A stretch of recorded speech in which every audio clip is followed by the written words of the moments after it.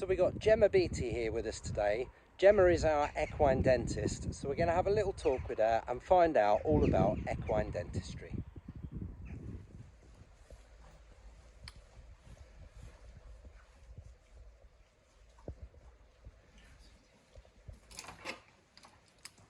So where are you from and how did you end up becoming an equine dentist? I know. That's always the best story, isn't it? Yeah. So I'm from Hertfordshire. I was down in St Albans way, but moved up to North East Hertfordshire near Buntingford. And been up there for coming up 9 years now. And I've, always had horses from word go. Used to ride a donkey was my first four-legged animal I rode in a basket saddle strapped in. Brilliant. And then when the donkey wouldn't go through any more puddles, my mum bought my first pony. I think I was about 3 or 4. So there we had a riding school at home, and then that turned into a livery yard. So I've been around horses, all my life. And from school, to be honest, I'd rather have been on the yard rather than at school. So I was more of a practical person, sporty, and didn't really enjoy too much of the learning of the education. So I, after school, I actually did a sports science degree, but I knew that wasn't really going to fulfill me. So I used to love it when our dentist used to come and do our horses' teeth. So I used to get involved, put my hand in, and just spent the whole day with him each time he came.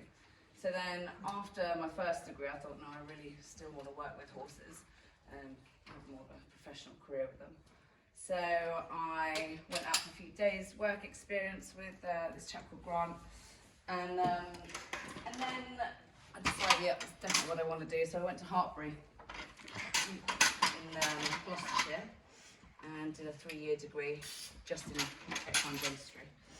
And then I actually did an apprenticeship with this chap called Grant over in Buckinghamshire. And that's how I sort of started, really. And then I was employed by him. And then on a Friday, I had a day off. I start setting up my own business and building out my own clients. So that's really how I sort of began. So I did a bit of a long-winded way. I was a mature student when I first went back to university, which has its pros and cons. It's a very satisfying job. You can make a difference immediately. So you see a horse, and within 15-20 minutes, you can make that horse feel a lot more comfortable. It's just, in that respect, it's very satisfying. And I can get also the clients involved quite easily. I show, if they're willing, putting their hand in their mouth before and after feeling the teeth. It's a great job. It's very tiring, but it's also very rewarding, and just love being around the horses, really. But you never no day's the same. Obviously different yards, different clients, and different horses, different mouths. Every mouth you open, you sometimes get a surprise.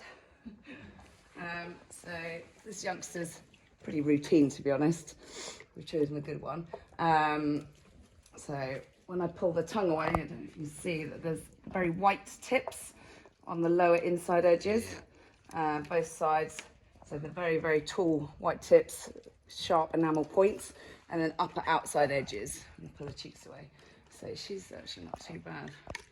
And when they're young, they're like little, a bit like any young animal, like little sharp needles on the edges. Right, let's get back in. They seem to take it surprisingly well, don't they? They amaze me, really, every day, how many I get done without having to sedate, or, they are incredibly trusting. I get my odd ones, of course, but in general I can get around them as long as, unless they rear, and they constantly rear, that's when I say no. Or obviously if they're going to endanger me or themselves. I sometimes probably push it a bit too far, and I don't like to give up, put it that way.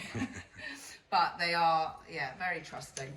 And you have to sort of win them over a little bit. So whenever I go into a stable, I don't just suddenly go in and put the gag straight on. I make friends. I do a quick external examination of the head and checking there's no lumps or bumps on the actual face or underneath the jaw. And that kind of they warm up to me then, and they know I'm not going to hopefully be tuning to them. And then it's just getting them used to the sound of the drill. You know, sometimes they do have a jump when it goes on, so I'm always prepared for that. I like a little bit of room around me. Usually I hope they go backwards, but on some cases they do come forwards onto me. So yeah, we'll see how this one reacts. Looking fairly calm. And then once you sort of try and just carry on, even if they are a little bit reactive, if I try and keep the tool in the mouth, then they settle to it. And I try not to put too much pressure on them. So I move around with them. So at the minute I'm just working on the upper arcade and taking off all the sharp points on the outside edges near his teeth. And as I go, I blend the edges in. And then if there's any overgrowths or anything like that, then I can get the tool and reduce the overgrowth.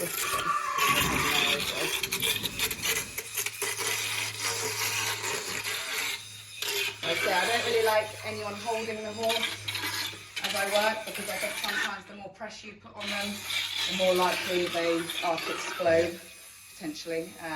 So I try and have as much relaxed feeling as possible. And so sometimes if they're very worried in their stable, I take them outside and they're a lot more settled.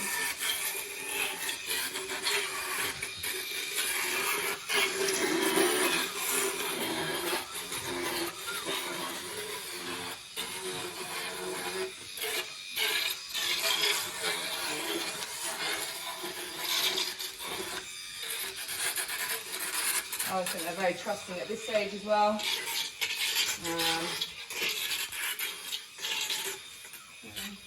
It's all very new to them. You try and make, every experience a good one.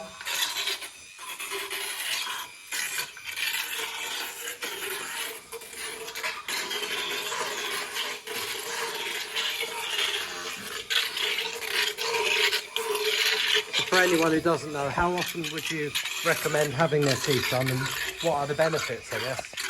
So I always say youngsters up to about sort of 7, really I'd recommend 6 months. The tooth eruption rate is quite a lot quicker, the teeth become a lot sharper, and also if they're in any sort of competition or in high level of work, they should definitely be done every 6 months.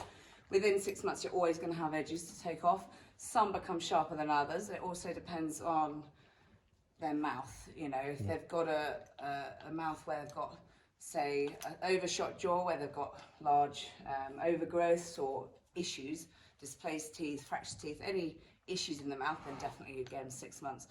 In some cases, you bring it forward to even 3 months if it needs a lot of work doing, because you want to get on top of the overgrowth and bits and pieces. But in general, 6 months for a competition horse, obviously race horses especially. And then your average hack that's sort of not doing an awful lot over 7 or 8, I'd say a year's fine, as long as they've got a routine mouth. But yeah, it's definitely more beneficial to get them prevention better than cure, better to get them done earlier than too late. They do start to become really quite sharp, and then obviously putting a bridle on, tack on, you're drawing, the nose band draws on those cheeks onto those sharp points, causing sores in the mouth, and all sorts. So the thing is, they're very good about not telling us what's going on in the mouth. They're quite stoic creatures. It's amazing what they can cope with and just carry on. And they will eat, because some clients might say, it's an emergency, my horse has stopped eating. 9 times out of 10, it's not actually its teeth, it's something else. They will try and eat any way they can, just, because that's a survival. So they might eat oddly, put it that way, dropping food or quidding, balling up the hay, bits and pieces like that. So if anyone's interested in becoming an equine dentist, where would you tell them to begin? So I think pretty much apprenticeships are really the way to go. I think whether Hartbury is doing any more courses, I'm not actually sure where they're up to. I think there's a new dentistry, because they stopped running it for a while. basically the reason is it's quite hard to get an apprenticeship. So I think they had to pull the plug on the course for a few years. But I think there's in progress at the minute about starting a new course. I think it is at Harbury, so that's Gloucestershire. But otherwise, yeah, have a look on the BAEDT website, which is the British Association of Equine Dental Technicians. There's lots of information about our association, and again, for a horse owner to look at the website to see, what you might need to understand about a technician and what happens in a routine visit. And it's also very important to choose a registered qualified dentist, because unfortunately there's a lot out there which haven't done the right. So I've been told you can train up in 6 weeks, which is exactly. It's scary.